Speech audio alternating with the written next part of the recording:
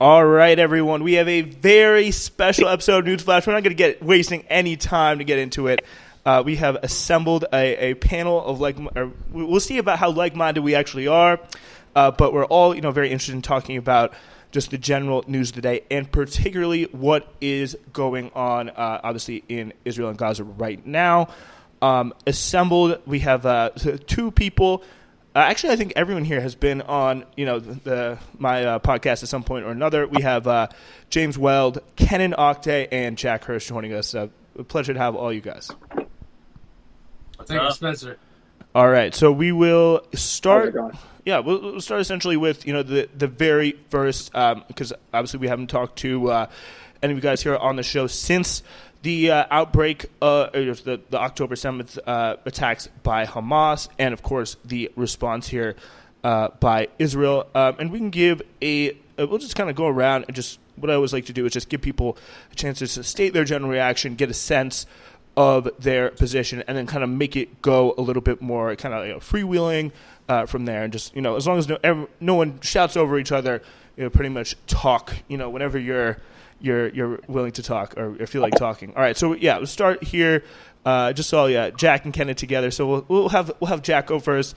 Just generally your reaction, your thoughts on all things to do with everything that's happened since October 7th.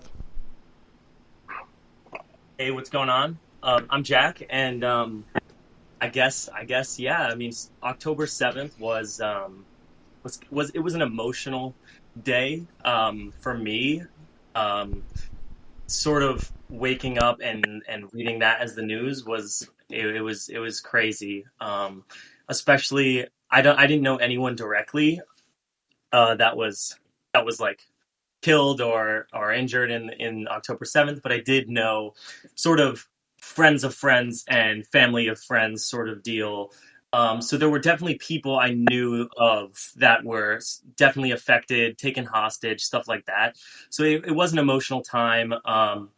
And yeah, I mean, my immediate reaction was if you are not condemning this clear act of terror, you weren't, it wasn't right. So I was speaking out against that, but I was also maintaining my belief that being critical of Israel is extremely important because it's important. I mean, there's a lot of wrongdoings on their part, especially in the war that was coming as a result of this. It's important to keep watch of what they're doing and how just they're acting. And since October 7th, overall, it's been just a wild ride of stuff that's going on. And I think as the war gets deeper, it's becoming more obvious that Israel's offense in Gaza is getting out of hand, and it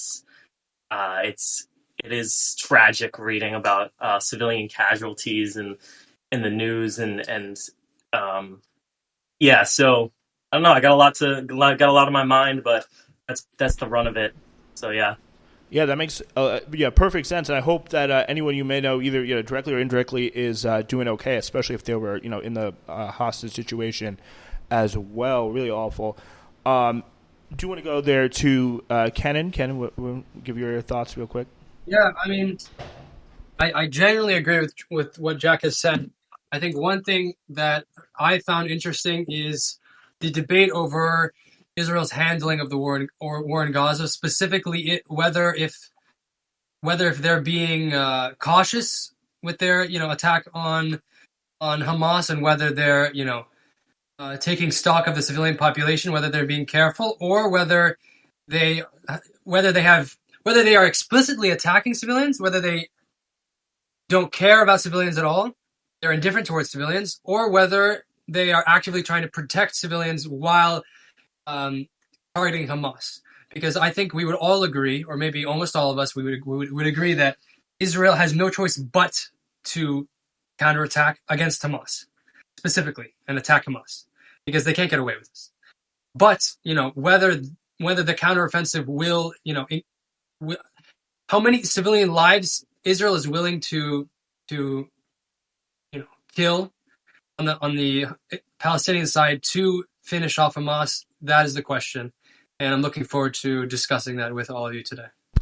Yeah, that is certainly a very good question. It's probably going to be what we're sending a lot around. I do want to come back to you guys in a second, but James, I want to give you a chance to share your thoughts. Thanks for having me on. I want to start before I kind of describe my initial reaction by saying both that I agree with a lot of what's been said, and I also just want to affirm kind of the sanctity of human life at the basis of this discussion. The kind of word picture that I use in other conversations is like, if I'm like an Israeli mother whose son went to that festival and got gunned down, and someone comes up to me and they say like, oh, that, it's okay that he died, like it's decolonization. Or on the flip side, if I was a Palestinian father who was holding the bombed body of my daughter in my arms, and someone said, it's okay, it's collateral damage, they didn't mean to do it, and they're using you as a human shield, I would, punch them in the face. Because I think that ultimately at the base of this conflict is human beings with consciousnesses and families losing lives, losing limbs, losing everything. And the sheer horror of that is easy to lose as we engage in kind of the political dimension of it, and it all kinds of gets reduced more to a chessboard. I just want to center that experience of the loss of human life at the center of the discussion. And kind of similar to Jack, like I woke up on the 7th for practice really early, and I saw all of the news notifications, and I just leaned back into my bed and closed my eyes and was just like, fuck, this is going to be horrible. Like everything that follows from this moment is going to be fucking horrible for humankind. So I think that there's a lot to be said semantically, and I'm really looking forward to getting into the dirt of terms and concepts. But yeah, my reaction at first is just the horror at the loss of human life, basically. Yeah, that certainly is a very natural and understandable reaction. Definitely one that I'm sure anyone who's heard this podcast kind of knows where I'm at, so I won't go delving too much into that. But I do have a question for it came up in my mind while Kenan and Jack were talking, but also for James as well. In your guys' mind, what would the appropriate response to something like October 7th look like from Israel's side, and where have they strayed? And yeah, I guess we start with Jack again. So this is definitely an interesting. Yeah, it's an interesting question. I mean, let's see. I mean, you want to start? Yeah. Okay, so I think like the only way to address this, since we are not experts in like counterterrorism or whatever, we need to compare how other countries have dealt with counterterrorism in an ethical way, and compare that to Israel's dealing with the situation. Even if Israel takes all precautions to save human lives, there obviously will be mistakes. There obviously will be casualties, especially since Gaza is such a densely populated area.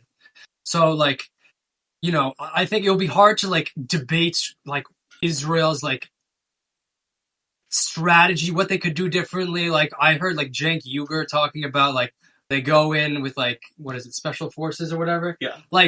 That is kind of hard to debate, but we can talk about the ways they drop leaflets or the specific, I guess. I think in some debates they were talking about the type of bomb being used. Dumb bombs. I don't really know even how to address that. We don't know anything. Yeah, vast majority, dumb bombs or unguided bombs, I believe, being used. And so just again, from the jump, I think the very telling quote was, "We're not focused," from an Israeli official, I forget who, saying that we are not focused on accuracy, we're focused on damage. Definitely telling. I think a lot. Or go ahead, Jack. Sorry. Okay. So I think when we said we were going to compare this to other countries' counterterrorism, and this situation is so different and unique because Gaza is so densely populated. There's no way to send special forces or troops you're sending them into an urban city. Or what are they going to do? What are they going to do in tunnels, inland? They don't know what they're doing in. So it's kind of hard. And yeah, I mean, just looking at satellite images alone, you could kind of see that. I mean, it's obvious that that Israel has made decisions about where to bomb. That is what Hamas. There was a Hamas base in one apartment building, so you're going to destroy the entire neighborhood around the apartment building. Things like that is when it's clearly gone too far. But on the other side, airstrikes are kind of a necessity in this kind of environment for the Israel counterattack. And with the dumb bombs thing, I think I saw something that said that around a third of the bombs they were using were so-called dumb bombs, which I watched a few interviews about military experts talking about that. And apparently, I mean, it seems horrible that you would use a non-targeted missile to send into such a dense area. But I guess that also depends on the delivery of the dumb bomb. Is it depending on the environment you send it? You can use a dumb bomb accurately. You could drop it from however they do it from a plane, and you could have it land accurately. It just doesn't have a targeting system within it. So that's a whole other debate. But yeah. Yeah, it said apparently according to 3 sources from the Office of the Director of National Intelligence, described to CNN by 3 sources who have seen it, say that about 40 to 45% of the 29,000 air-to-ground munitions Israel has used have been unguided. Okay. Fact check there. Yeah. Fact clarification. So the point about dumb bombs and their ability to be used accuracy, I think that there's definitely space for that because, of course, like most of the bombs dropped in the 20th century were not guided, and some of them hit their targets. But when you're dealing with the kind of density and urban landscape of Gaza and just the sheer number of people that are packed into that space, like realistically, there is, I guess it defines accuracy. Like, can you hit the mosque that you think is being used as a command center or the apartment building? Like, probably, yeah.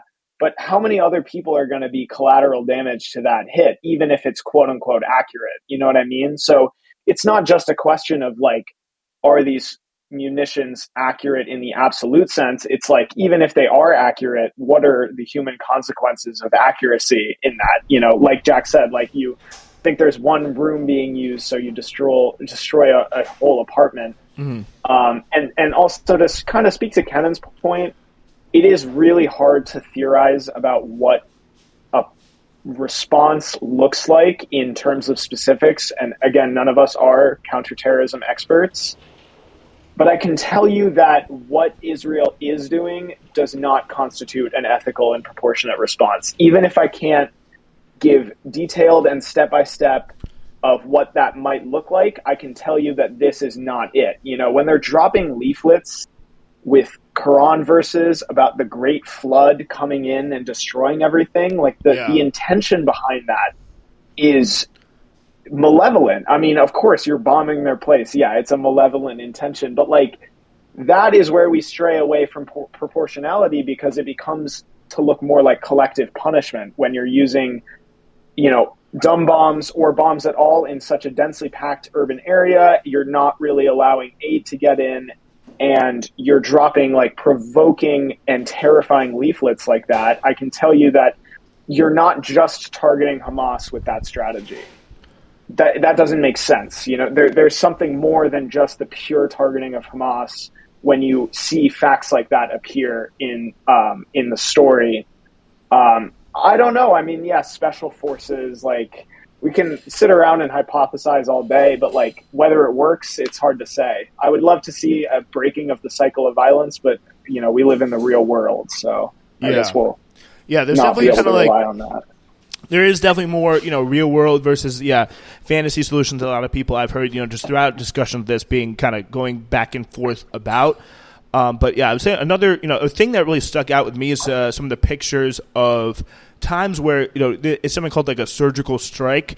That is we literally just can come in and there's bombs that are just capable of destroying, you know, one apartment floor, for example, completely, and then even just leaving the rest of the apartment still standing. Say you think Hamas is on the third floor, you can kind of like there's pictures that come out from Gaza of a floor that has, and especially you got that. And the kind of the difference between targeting whole buildings and specifically targeting floors with a lot of U.S. provided and also Israeli manufactured as well kind of weaponry that they're using, I think is certainly something that's within their capabilities to do. And also a thing that kind of just stuck out to me, and I would be interested to hear you guys, Jack and Kenan, kind of respond to the claim about that James, and I would totally co-sign that it is not a proportionate response. And I also think, clearly a big thing is bombing time and time again areas that they have previously designated safe for civilians to flee to.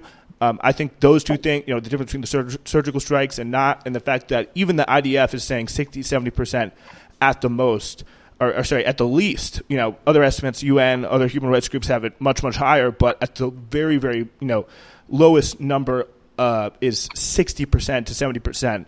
I saw the IDF say that they believe are civilian casualties. So I think that when you're having such a high, all those kind of three things combined definitely lead me to co-sign there James's claim that it is much more focused about, kind of pushing making Gaza not Palestinian in the future. So yeah, it would be interesting to hear how rather than just targeting Hamas, it'd be interesting to hear how you guys both react to that. Yeah, so I generally agree with you. I think there's a few good arguments on the other side, though, that I think running through would be interesting. Number one, can we give a good example of counterterrorism, in the real world, historically, where the counter-terrorist force had sufficiently protected civilian lives and at the same time eliminated the terrorist threat? If we can bring up example of that, I don't really think there is. For the most part, are you going to point to the the United States and the war on terror? Those, and all. By the way, all those situations, civilians have died at a they've definitely died, but they've died at a much, much slower pace and clip proportionally. Yeah, and just to jump in really quickly, I think that it's interesting to frame this discussion as counterterrorism. It's kind of it's not symmetrical state-based warfare, but when I think counterterrorism, I think of drone strikes, a long-running campaign without concentrated front lines and casualties. I think this is much more akin to something like the Vietnam War in the style of combat than counterterrorism like you might see in the Iraq War. So it's hard to say whether we can necessarily weigh the scales of quote unquote counterterrorism in Hamas, in the Hamas-Israel war versus other examples, because I just think the reality on the ground is much similar to a Vietnam War type situation where you're fighting a asymmetrical war, not really counterterrorism in the kind of modern psyche sense of it, but you're fighting an asymmetrical enemy. So it's just interesting to use the specific terms and how we can actually compare across those terms. I see what you mean. So when I say so I still think it's good to compare it to kind of a counterterrorism example, because Israel's objective, at least it should be, is to take out Hamas, which is a relatively small organization, and not to occupy a territory or take over a certain, peoples or whatever. So I think it's different. It's different from the Vietnam War in that aspect. It's not like in the Vietnam War, the United States was aiding South Vietnam to conquer North Vietnam. Ideally, Israel's goal is to just take out Hamas. So in that way, maybe not geopolitically, but at least militarily, it should be comparable to other counterterrorism. But can anyone really say that they're living up to that ideal? I think is the more interesting question. It's a question of intention. It's are they really trying? Is it just about Hamas at this point? You know what I mean? And I would love to hear what Jack has to say on that. Sorry, wait, but just to seal the I feel like it would prove, or at least it would provide an alternative to what Israel is doing if we can find it. If we can find a example where the counterterrorism was sufficiently humanitarian and preserved human life sufficiently. can we find an example of that? In other words, like, is the amount of lives the amount of civilian lives that Israel has killed in the Palestinian side, is that like abnormal for like a counterterrorism?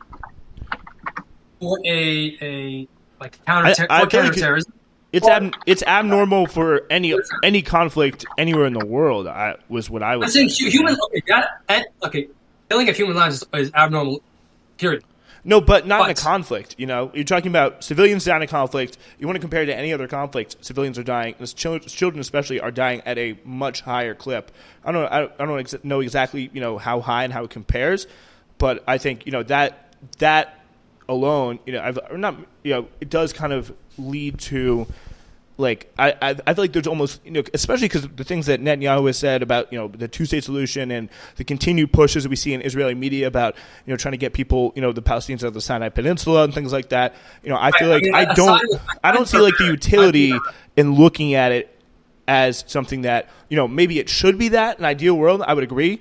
It'd be nice to take out the Hamas leaders, do a few surgical strikes, and make it actually look way more like counterterrorism, but. I feel like what is the point in talking about it from a counterterrorism context if because the thing what we're doing here is like, okay, if we don't like what Israel is doing, then we need to propose like, okay, what should they do then?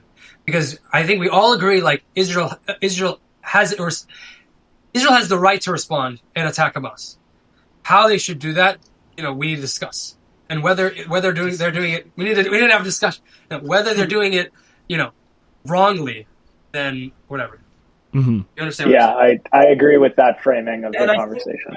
When we talk about the intention, and it's not totally relevant, but if you talk to most Israelis and people in the IDF, they're not saying, they will never say that they are trying to kill everyone in Gaza or kill all Palestinians.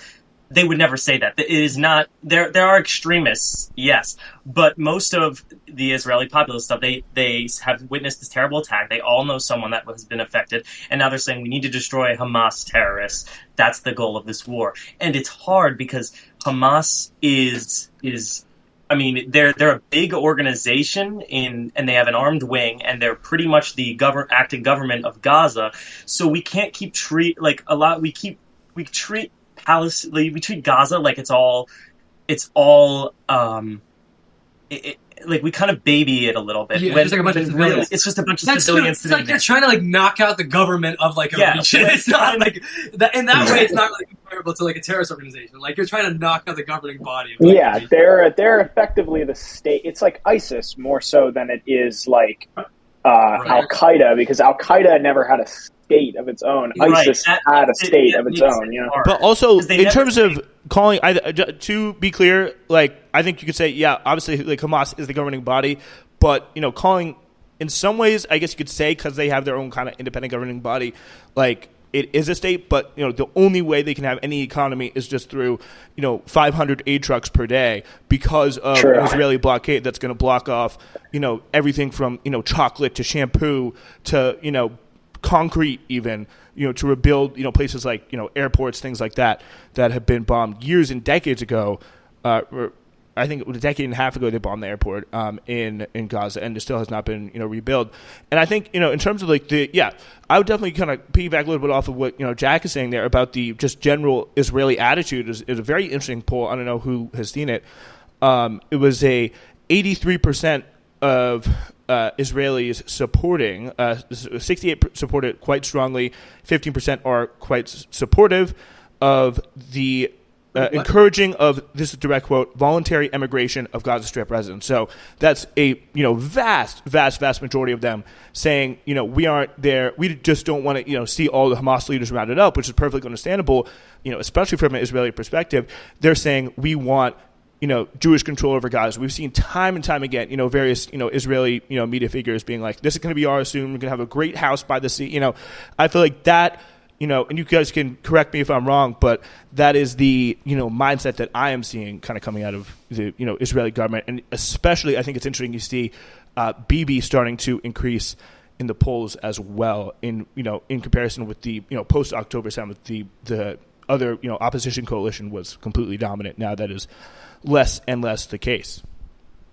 I would love, and I don't have an answer to this kind of thought query, but I would be really interested to see what the rhetoric of the Israeli public, the IDF, and the state around the 1967 war, specifically the occupation of the West Bank in its infancy.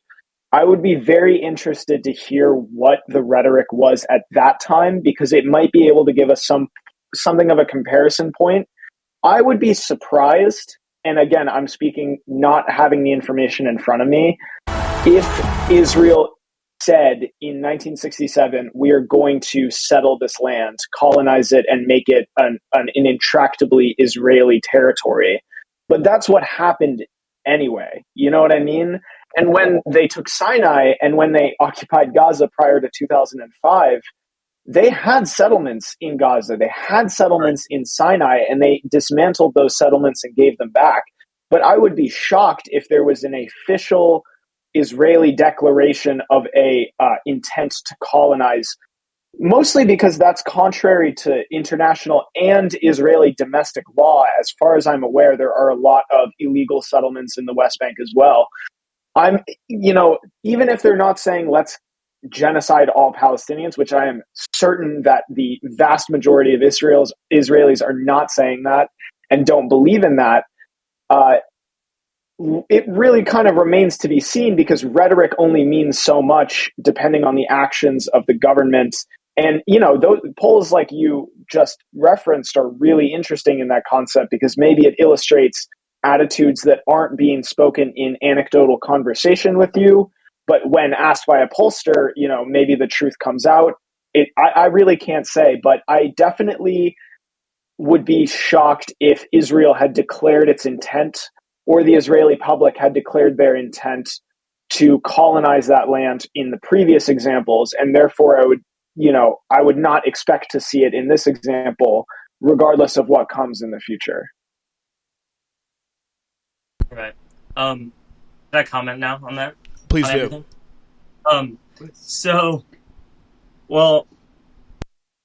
This whole issue is kind of what I would describe as a cycle of violence. I mean, it's been for decades. It's been this sort of dynamic where there's Palestinian resistance and Israel quells it with extreme. They show their military might. That's how they believe they can remain dominant in the region, by being militarily superior and stuff. So Israel has kind of had its experience, and all their past experiences. That's how Netanyahu has taken power with Palestinian resistance. He has come forth and said, "I will keep you safe. Like, I will keep Israel safe," and that has kind of been his motto. And that now Netanyahu was doing really bad with all of his corruption and the most far-right government we've seen in Israel. But now, Now he's going to get so much more support, because he's taking Israel through their hardest time maybe ever in their entire history of being founded.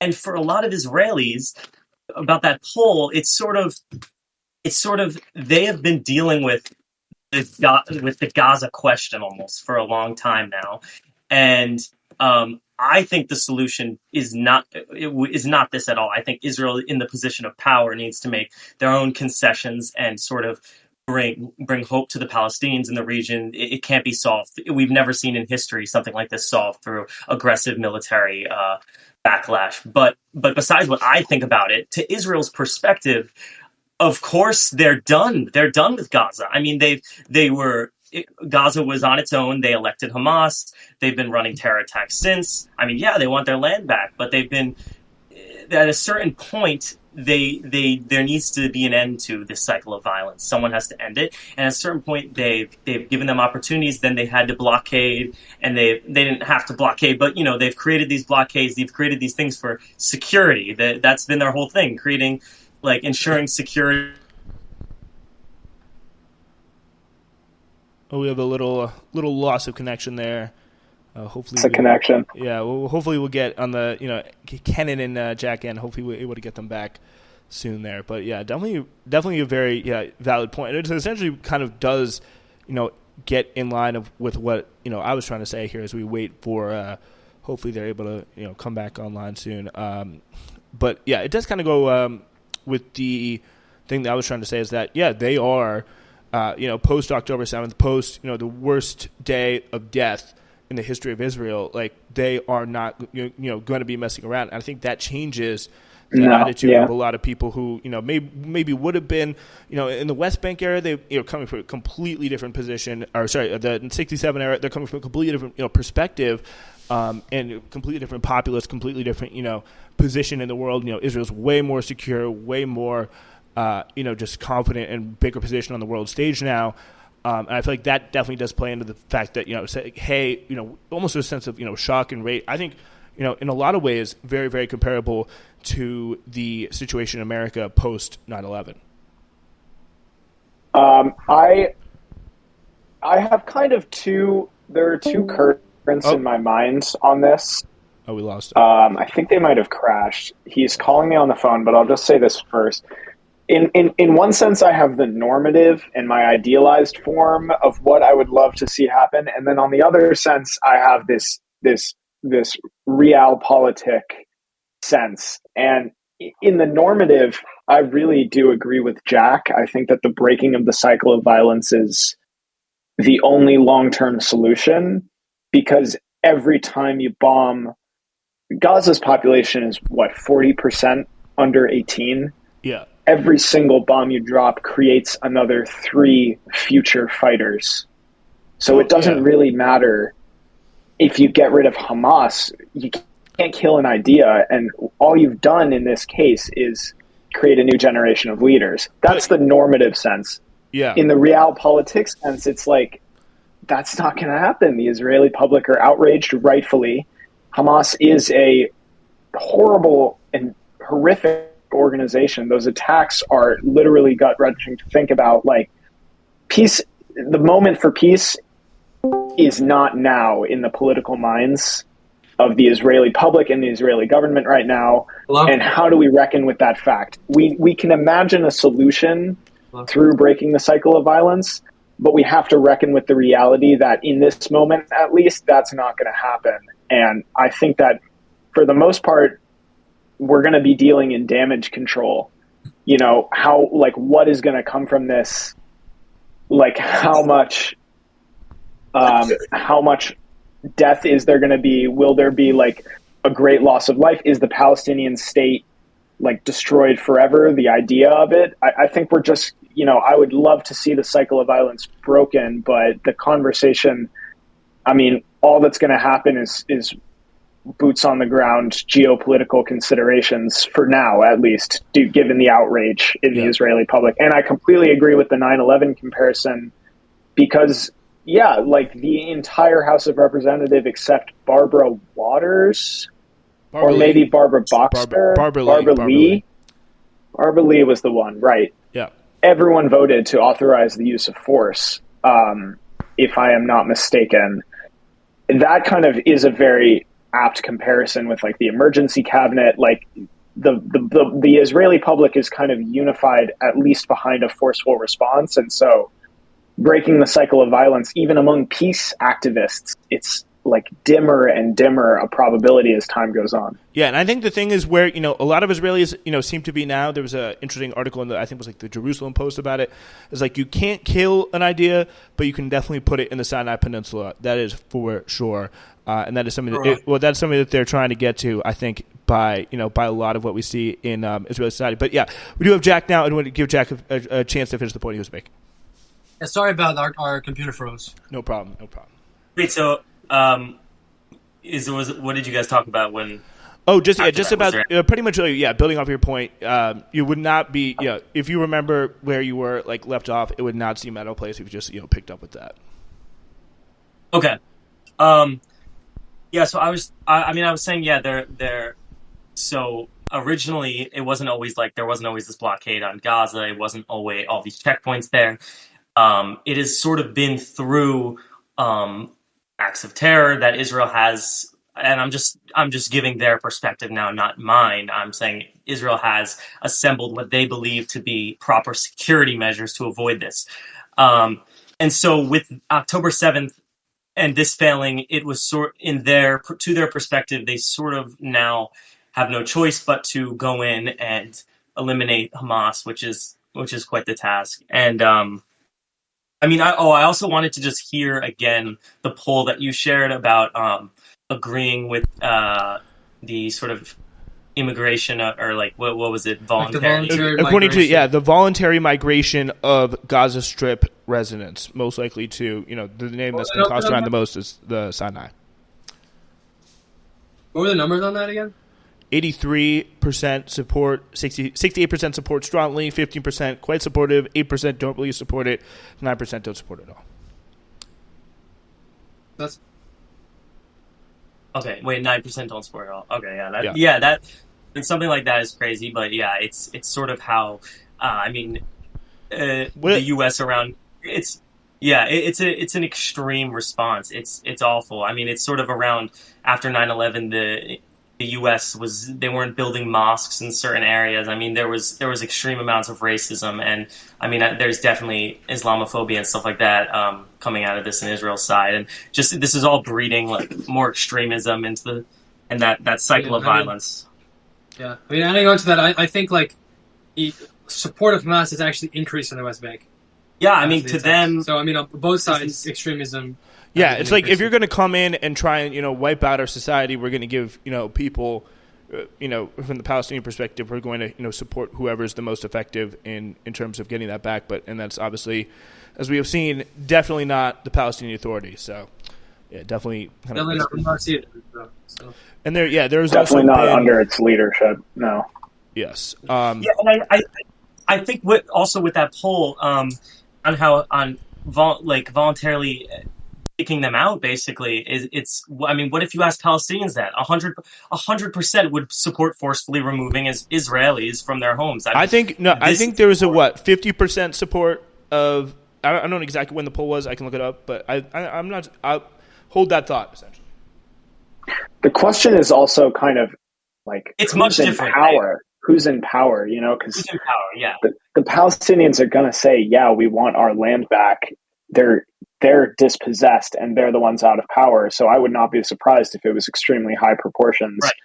On the Israeli side, like realistically, the ball is in their court as to how that public opinion expresses itself in terms of state policy. Like Israel can actually institute something like a total ethnic cleansing of the remaining Palestinian land and the expulsion of that population to the Sinai. Not saying that it's going to happen, but they can do it. So in my mind, those that support that policy proposal, because it's actually like feasible in terms of the levers of state power, is more threatening. But I also I do want to bring attention to kind of like, realistically, there is no peace that involves the de-establishment of the state of Israel, period. And normatively, that would be a catastrophe. And I've said this to you and in many other conversations. De-establishing Israel would be a catastrophe on the scale or exceeding that of the Holocaust. Realistically, there's no solution that involves the river to the sea in its total and complete meaning. I just think that's an important parameter to set out is at least in my opinion, and I would love to see if anyone had a response to that. Like, there is no peace that doesn't, unless you're going with a uninational or a binational state, which is kind of the third option here. There is no peace that involves the total de-establishment of the state of Israel and the expulsion of its population. Yeah, I mean, I feel like if you're looking at it from a Palestinian perspective, and I mean, I don't know how, obviously we don't know how many would support, the binational and how many would, want a full, scale, complete, ethnic cleansing, just murdering every single, Jew in the place. But if you were, coming at it from the Palestinian perspective, West Bank, Gaza, or wherever, why would you, I don't know, it just doesn't really seem to me to make logical sense to have any hope in the two-state solution if you look at Israel's conduct over the past 30 years. And yeah, I'm still working on finding some of the polling for that. But apparently there's a big generational divide between the 15 to 25-year-olds, and then it's a little bit higher with the 34, 40, 46 and older people apparently, according to this poll. But it's like, if you're looking at, what Israel has done and, to make a two-state solution, exponentially harder, in a lot of different ways, if you're a Palestinian, why would you in any way, get your hopes up for that or, support that? Or I think it's like... Can I ask you, do we have a live link? Sorry if I interjected there. Do we have a live link that you might be able to send me? Yeah, so, come back. Yeah, I mean, I think sort of how I described the opposite side of how Palestinians would support forcefully removing Israelis from their homes. I do agree that's an entirely different question because Israel's in the position of power. These most of these Palestinians residents in Gaza and the West Bank, their grandparents were kicked out in the Nakba, and they are trying to get back into their homes. But at a certain point, there have been so many proposals for a two-state, and although not like just to not fair to the Palestinian side, at a certain point in conflict, we have to agree that the partition plan wasn't fair, but at a certain point, this state of Israel is going to exist.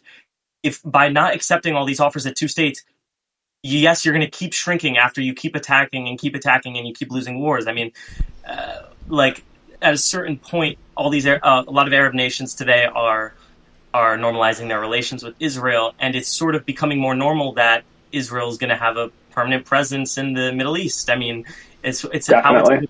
And until I agree, this is only breeding more extremism, this current war. But until we can like solve that issue of the perspectives of Palestinians that would only be okay with one state where they got back, it's not realistic. And yeah.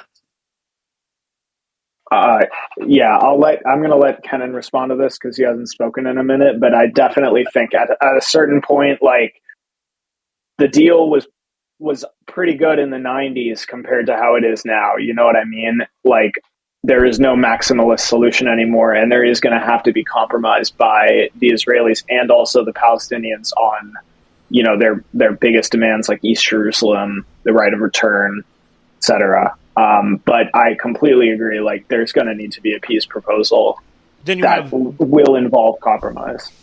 I feel like, it's almost like you're almost like never going to get that because especially a right of return, would go against the fundamental idea of Israel as a Jewish state, and that's why right after the UN passes the right of return resolution, I believe kind of in the few years after the founding of Israel, it's like they just refuse to in any way accept it because that is, just not what they're, about, which I feel like, and especially if you look at, the people who have the more power, the people who have the more ability to cause damage versus the people who are, losing civilians, getting their hospitals raided, all this, manner of horrific stuff, dead bodies of, Gazans out on the street, decomposing in carcasses, and they can't collect them because if they do, they'll be sniped. Like, that is, I feel like, there's an issue. There's definitely a big issue with perspective, an issue with, almost idea of, peace and desire for peace. And I'm not going to sit here and say, every, Yahya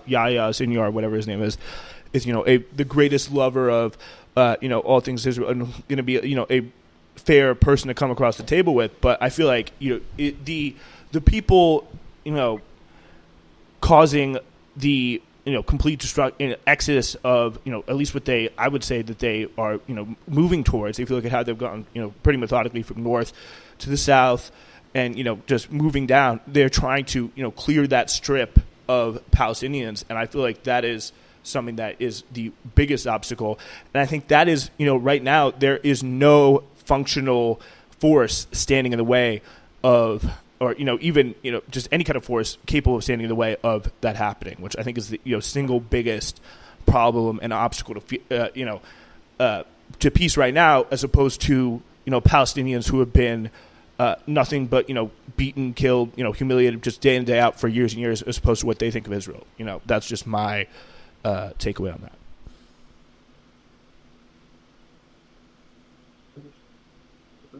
Yeah, honestly, I have nothing to add. I think you guys all three elaborated very, very nicely on this subject.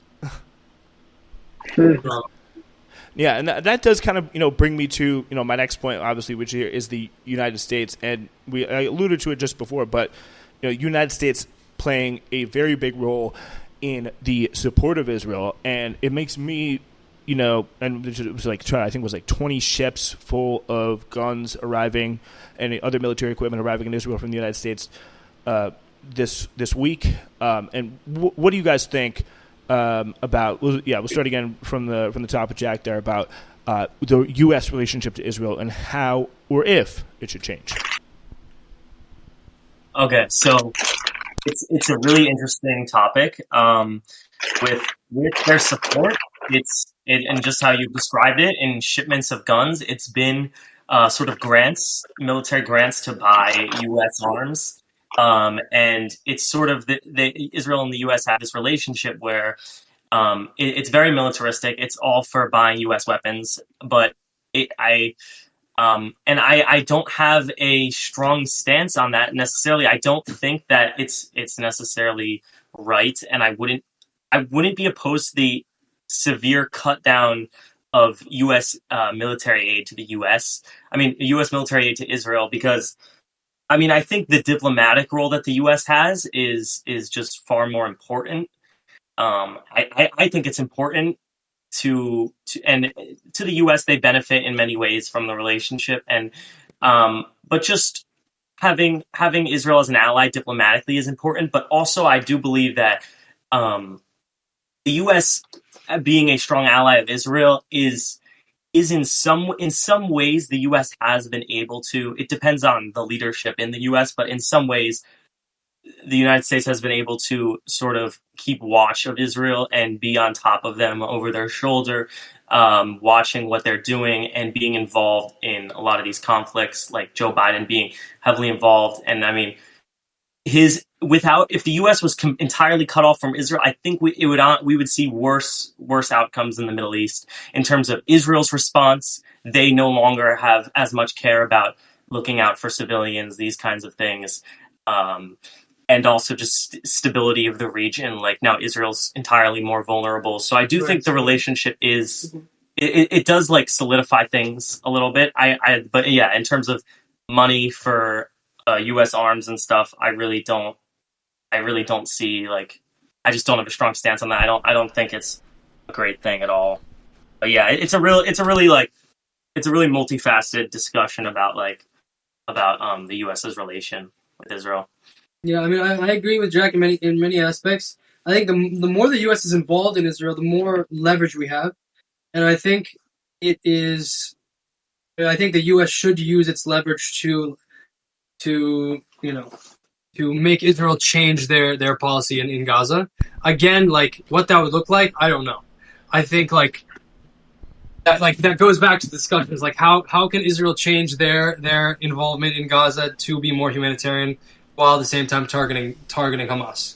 But I think, Israel, I think the United States has a duty to use the resources that they have in Israel to, sway the opinion of the Israeli government.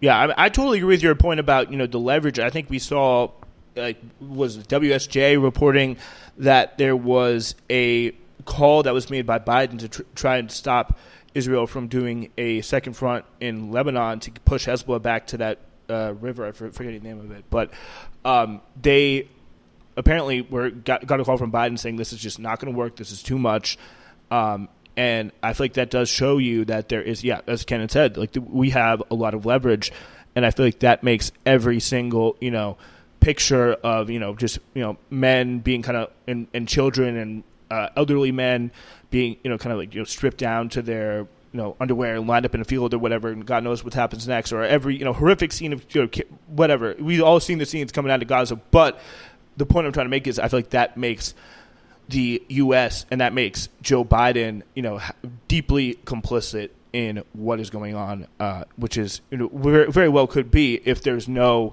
again force, as I said, standing in the way. And if Joe Biden's willing to be this force for really the kind of worst case scenario, it'd be interesting to see. There's no force standing in the way of stopping Netanyahu and his government, which, by the way, I just saw another thing kind of come across my timeline of this Eli Cohen complaining that no country has accepted any refugees from Gaza and asked any country willing to help to make a phone call or send an email, just pretty much saying, we can't get them out of here. And this is not talking about Hamas. This is talking about, refugees from Gaza. It's just essentially with the attitude of we can't get them out of there fast enough. I think it's totally on Biden here to use his leverage to, stop this from happening, because it's clear it's something that he can do and U.S. presidents have been able to do throughout the course of Israel's lifetime. We were kind of talking about this before we got started on recording. I think that for me, the question of U.S. involvement, besides like the U.S. complicity in the actions of Israel through its involvement, which I agree with Spencer, Joe Biden is deeply complicit in what occurs here because he, has a degree of control over how the U.S. decides to respond to it. I'm kind of two minds on this because in one sense, I wonder what would happen if the U.S. withdrew its military support, but most importantly, its diplomatic support. Because as I understand it, previous truces and every previous call is not necessarily comparable, or every previous war is not comparable, but previous truces has been kind of invoked largely because of international and U.S. pressure. So if the U.S. could use its leverage by threatening to withdraw diplomatic support to end the conflict, that could be really interesting. But if it gave up its leverage and Israel decided that they no longer, they could be a pariah state in the fullest sense of the word, like South Africa was, and that they were going to act unilaterally. Sorry, that won't happen again. All good. Then I would think that the U.S.'s involvement, would be a net positive, because even if they're imperfect, they are an authority to which Israel does have to answer to some extent. So I guess for me, the question of U.S. involvement in the realpolitik sense is down to what would happen if they withdrew, what would happen if they gave up all their leverage, what would happen if Israel decided to become a pariah state, and, what might happen if they threatened to leave. Would we be able to see a solution similar to 2021, where a combination of U.S. and international pressure was able to call for a ceasefire? I think it's a very different situation here, but I am tempted to say that the U.S.'s current leverage should be wielded and shown to be tenuous in order to pressure the Israeli government to either call for a ceasefire or change their tactics significantly. There's just a lot of unknowns, and it comes down to how Israel responds to a lack of U.S. support. States in the world have decided to go rogue. South Africa did that. They abandoned the United Kingdom when the United Kingdom intended to promote majority rule. Rhodesia famously did that. The unilateral declaration of independence against the British Empire came because the British Empire, which was their patron, wanted to institute majority rule.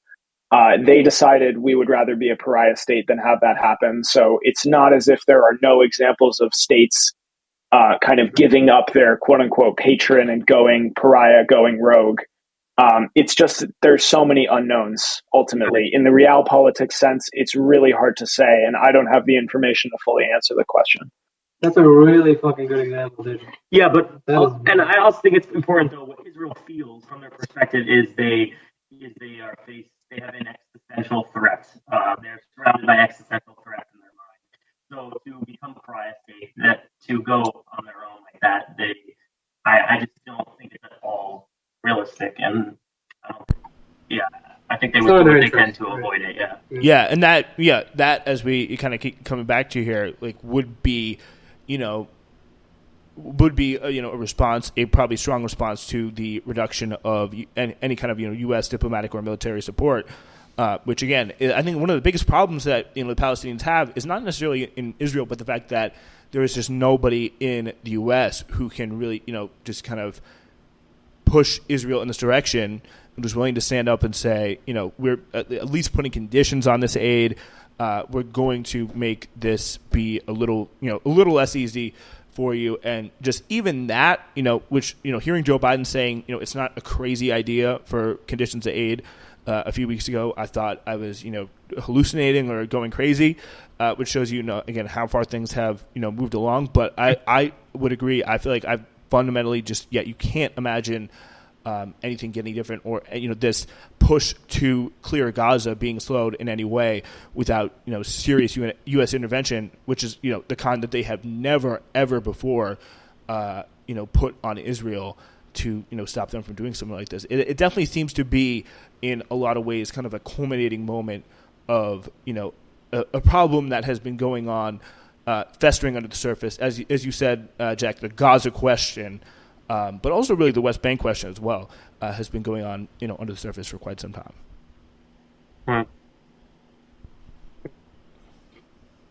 Yeah, I mean, just to elaborate on the U.S.'s position, I think under President Obama we had I think he was the only president that stated that he was in favor of the pre-67 borders. He was pretty hard on Netanyahu. They were not friends. Trump came along, he was almost endorsing one state. That was a disaster. And I think with Joe Biden, I mean, Joe Biden, when he witnessed October 7th and stuff, he was there for Israel. We've been an ally forever. He was ready to do whatever. But yeah, openly, lying on their behalf about things he had not seen that he said he had seen. All right, yeah. But he also did verbally call out the indiscriminate bombing. Yeah. But then, he used the word indiscriminate recently, which I think is, again, that's representative of the change. And it's, you're talking about this kind of starting to happen, 20,000 plus people dead later and, 2 months down the road. So it's like, and then now we're getting to the point of, strong statements. And even when he said it was a, indiscriminate bombing, I think his aides, later said something along the lines of, oh, he's just being random. Those weren't really serious comments. And it's just like, it's very, very hard to get, again, too excited about anything, really not just Biden, but anyone in U.S. politics, from, the Bernie Sanders left to, the far right that's openly calling to, just, on the Republican side, just calling, just to get everyone. But yeah, it's very hard to see any kind of optimism for any, real U.S. leverage use on Israel.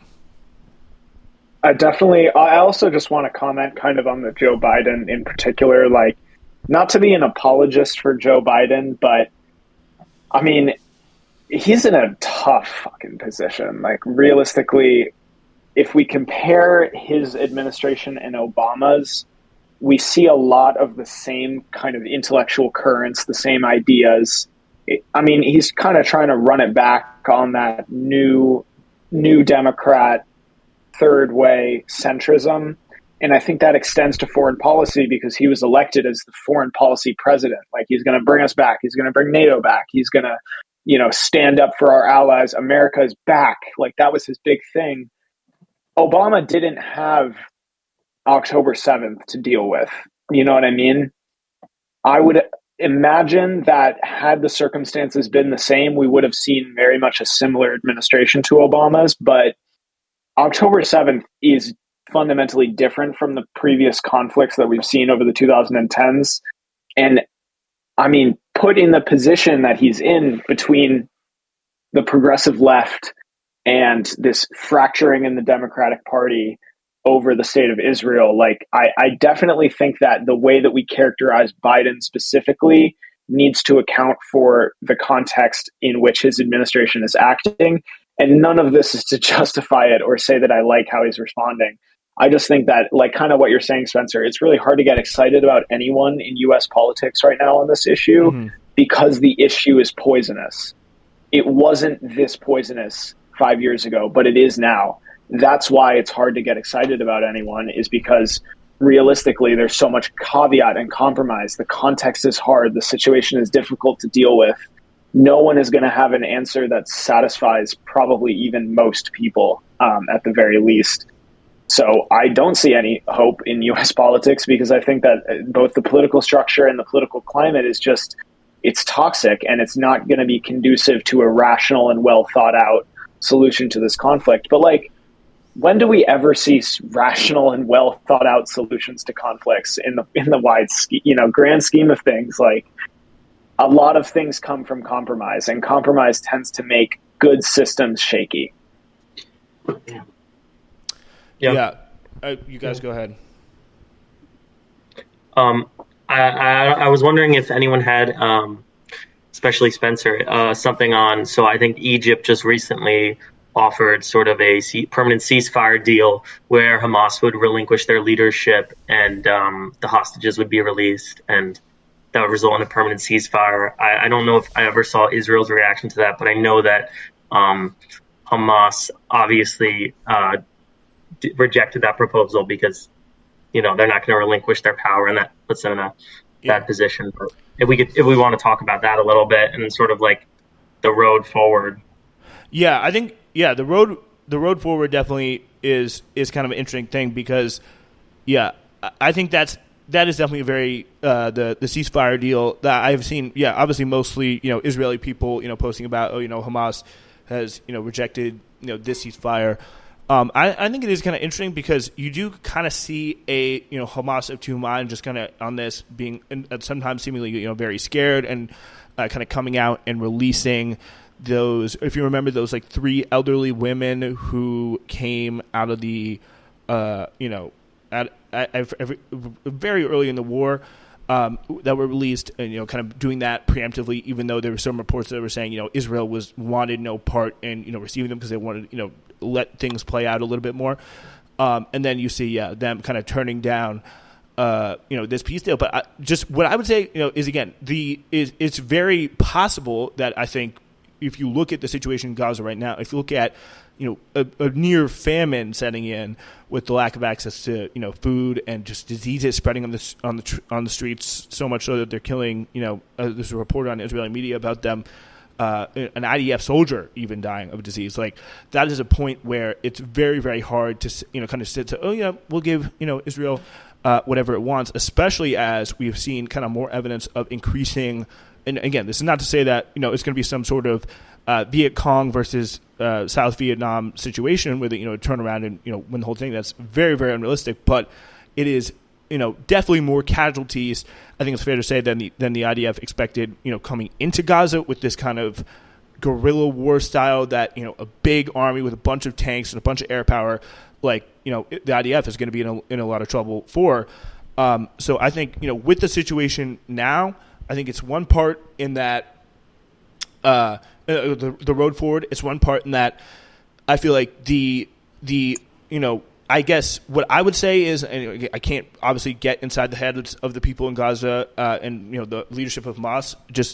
But what I would assume is something along the lines of we went, we sat down, we had the ceasefire, we released the hostages, and it just seemed to pick up in intensity after that happened. So why would we agree to any kind of deal with anyone at this point, especially when and again, it's very, very hard to tell because both sides, obviously, you cannot trust anything they're coming out of their casualty reports or anything like that. The best you can say is the number is somewhere in the middle between the Israeli casualty count and the Hamas casualty count. But I feel like that those two things definitely kind of show you that Hamas is kind of in a position where they are not, super, super interested in terms of sitting down at the negotiating table.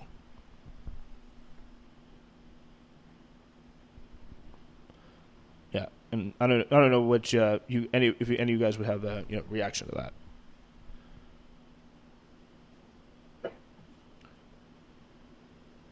Kenan?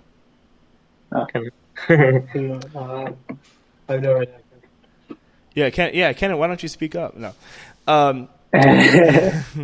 Yeah, but it is definitely a very, very complex. I hate that kind of cliche, but it is a very, very back and forth, complex situation in terms of the details, not in the overall situation. Right. But anyway, right. I think it's going to be very, very interesting to see what comes next. But again, we just go all on my road for the future. where I'm kind of thinking about this going is obviously. I think it's going to be very interesting to see, the situation with Biden being increasingly weak for a lot of reasons, and in certain demographics, this issue is not helping him at all in terms of winning elections. So I think where that goes and what happens to the Democratic Party is definitely something to watch out for the future. But obviously, first and foremost, my first kind of major takeaway from this conflict is, the Palestinians clearly do not care at all. In the wake of October 7th about winning, Western support. So I think there is a certain, we got to be on the sidelines for this and be like, this is going on in that area.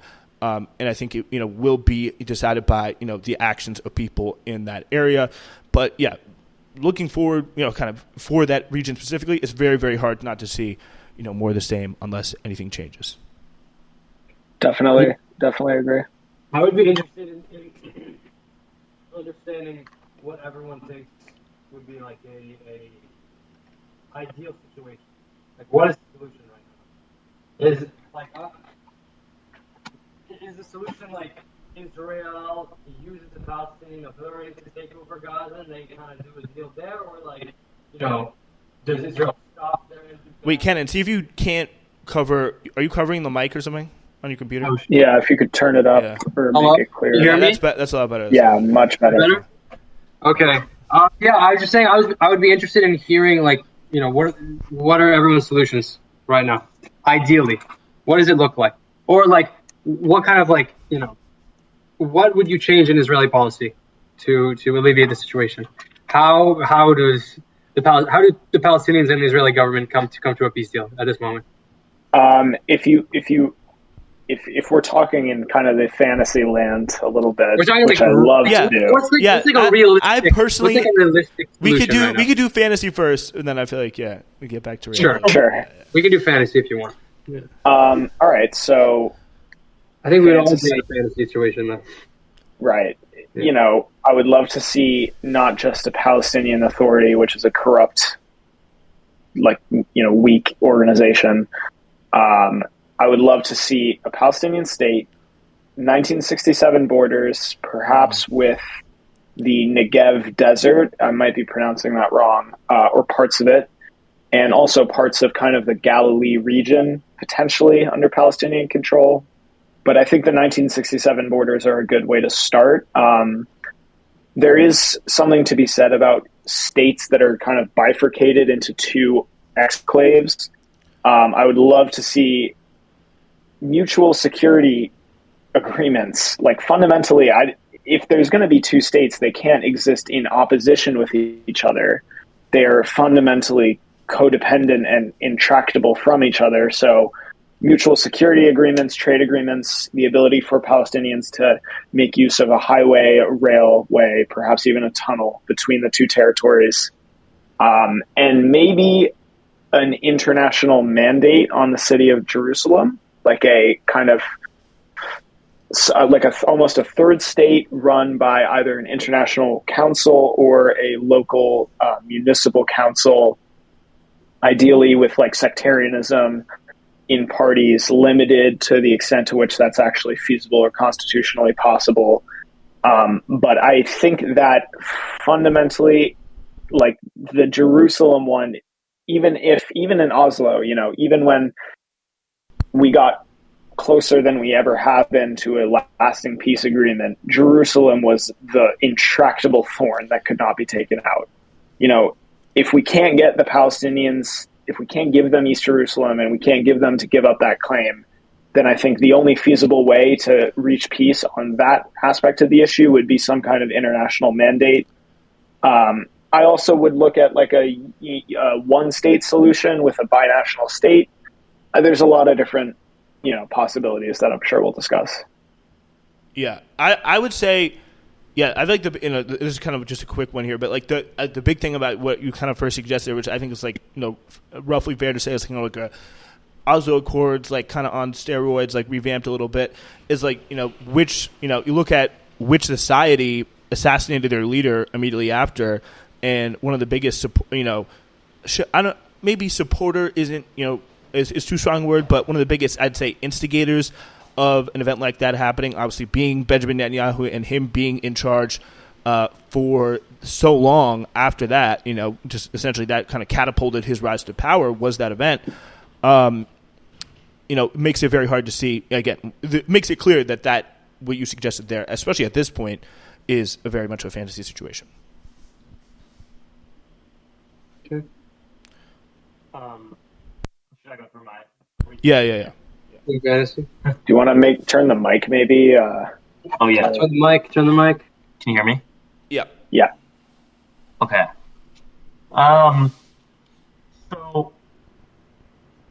So I'll do realistic first. For an end to this conflict, seeing a ceasefire with the return of the hostages, and then the sort of realistically, I guess they would do a PA sort of leadership, but then it just wouldn't work. It's the most realistic, what would happen, but it would not be stable at all. And it's really just a mess, because what's going to happen to Gaza after this? All the infrastructure is so critically damaged, and so many people have been displaced. It's just such a crisis, such a disaster, that it's so hard. But fantasy.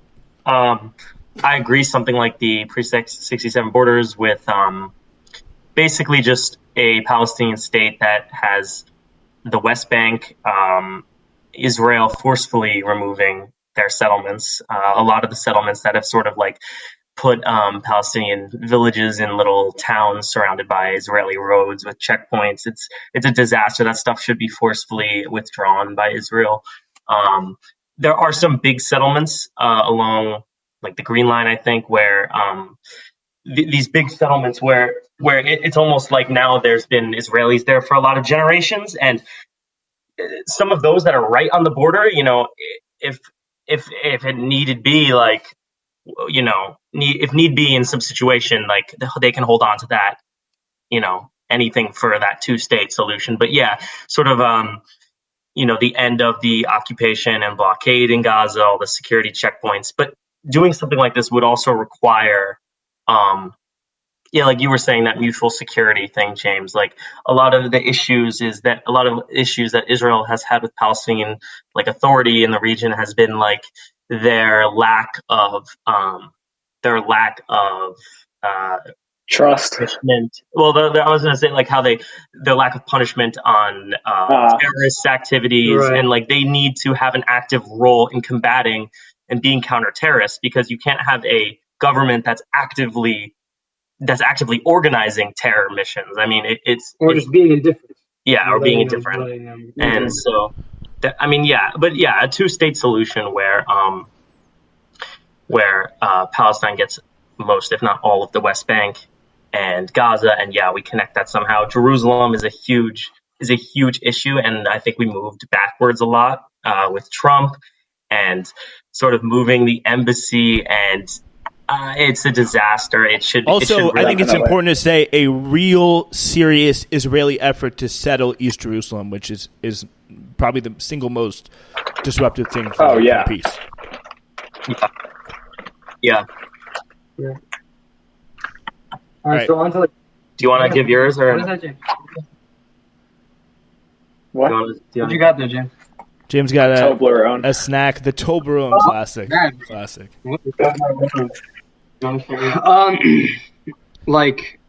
Fantasy, I don't know. I have nothing new to share with fantasy. Realistically, we need to find a Palestinian organization with the legitimacy to enter Gaza and I don't know, govern in some way. But there's no organization. The Palestinian Authority is shit. If there was an election held in the West Bank, Hamas would win. By a landslide. I don't know. I think definitely the Arab countries in the region need to work with Israel to figure out a solution. Could we create a new PA, a new state structure, new leadership, new constitutional norms under perhaps the international observance of Egypt and Jordan, I mean, would it just turn into? Would it just be corruption all over again? Like maybe.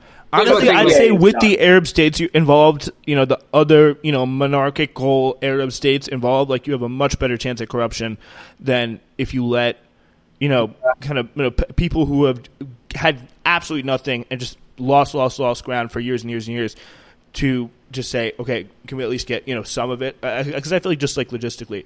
But I would say, again, I feel like I think the biggest part of my kind of fantasy solution is just like equal kind of rights for all. And I think that, my personal best preference, just in the relationship of, where things are now with the settlements and how deeply entrenched everything is and the least amount of chaos is, and again, is just for Israel to simply allow a normal Palestine, state of Palestine to flourish. I think ideally it would be a situation where it's very tenuous in South Africa. I'm not going to pretend that's not, but a situation where you can have a democratic election with kind of all forces involved, and I think that's more likely than not to lead to, if you have kind of. Again, in a fantasy situation, you have kind of Israelis who are kind of sick and tired of this, and Palestinians who are sick and tired of this can vote for at least some sort of Nelson Mandela kind of moderate option type of figure. But again, this is so far from reality. But I think there needs to be kind of a coming to terms of, again, and this should not mean that a single Jewish person who has been living in there. Should have to, especially for years and years, like multiple generations, and not necessarily the people who just come over from Brooklyn or whatever to get a house in East Jerusalem, but like people who especially people who have been like living there. There needs to be kind of an acceptance of the fact that we need to like allow Palestinians to make their own and not. I'm not even sure entirely about the separation, but just allow them to live where they want. Vote for who they want, trade with, and access these resources about who they want, and just essentially let them have. I think the best form of kind of like justice for the situation would be just kind of let them have their own ability to exist in their own land without any sort of Israeli imposed restrictions. And by the way, I think it's not just a thing that the terrorism came out of nowhere. I think it's important to say the best way to reduce terrorism is create. An incentive for it not to, or not an incentive, just like to create the incentive, remove the incentive for it to happen. Because, I don't think that there's probably any Palestinian or Gazan child that likes to, be recruited by Hamas, be, forced to do any sort of, suicide bomb or thing like, and it just has a corrosive element on the society. But I think it is very clear that, that comes as a, relation of just being, and we see time and time again, violent or nonviolent efforts of the Palestinian resistance have been brutally put down. Most recent example being the 2018 Great March of Return, where hundreds and hundreds of completely unarmed civilians were really intentionally targeted by Israel in 2018. So like that, I think needs to be an acknowledgement of justice. And I think and just the ability to broadly let their Palestinians exist in that territory without any kind of Israeli imposed restrictions. And also, I think some sort of, whether it be, the right of return or some sort of, I guess, reparations in some way to the, now millions and millions of people who have, are on that registry of Palestinian refugees to kind of in some way make them whole for their dispossession from, 1948 onwards. I think that's what. Wait, so what's your realistic solution? I honestly, like, I don't know really what, realistic, because like even what James said was like, I feel like it's just so far out of, like the realm of possibility. It's just like it's very hard to think right about now, what a real, because like I think the most important thing that needs to happen right now is there need to be definitely the people who are running Hamas. I think Israel should definitely the role in that. The very under-discussed role Israel had in, giving little boost and assist to Hamas as it relates to the Palestinian Authority over the years should definitely be, examined. But they need to be kind of like taken out. But also, the people, the perpetrators of this really, just ethnic cleansing operation, in any kind of realistic situation, I feel like need to be treated, in the Slobodan Milosevic type of way.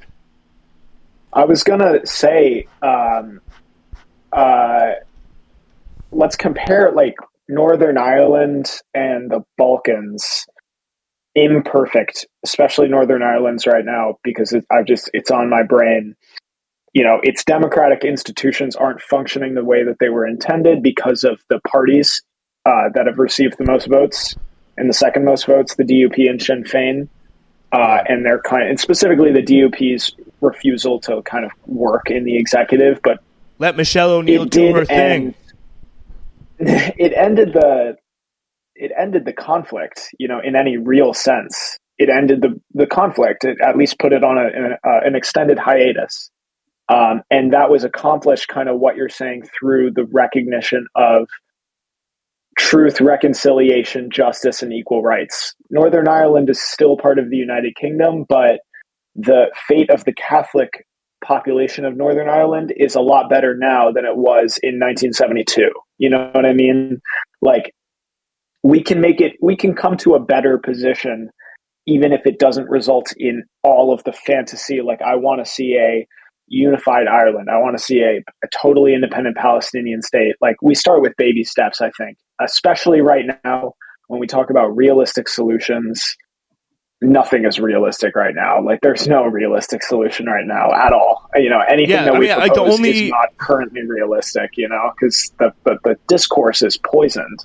Yeah. It seems like the most, and I really do hate to say it because seems to be such a tragedy. It's like, it's hard to imagine the Israelis stopping until they really get what they want, which is in some ways, a complete just kind of exodus of the Palestinians from that land.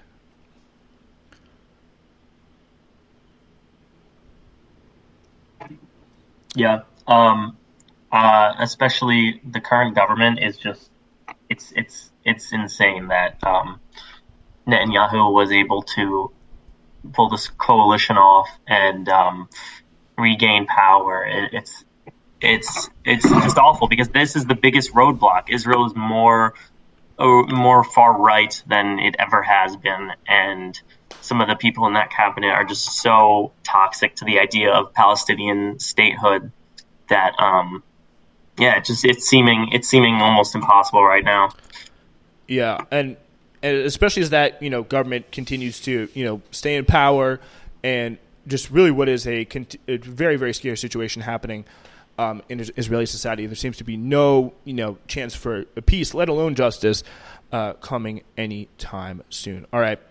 Thank you guys so much for joining us. Really kind of interesting discussion, but I feel like we could have kept going for hours and hours on end. Always a pleasure to talk with you, very knowledgeable gentlemen. So thank you so much for coming on, all of you guys. Thank you so much for having me. All right, we will be back soon. It's Newsflash.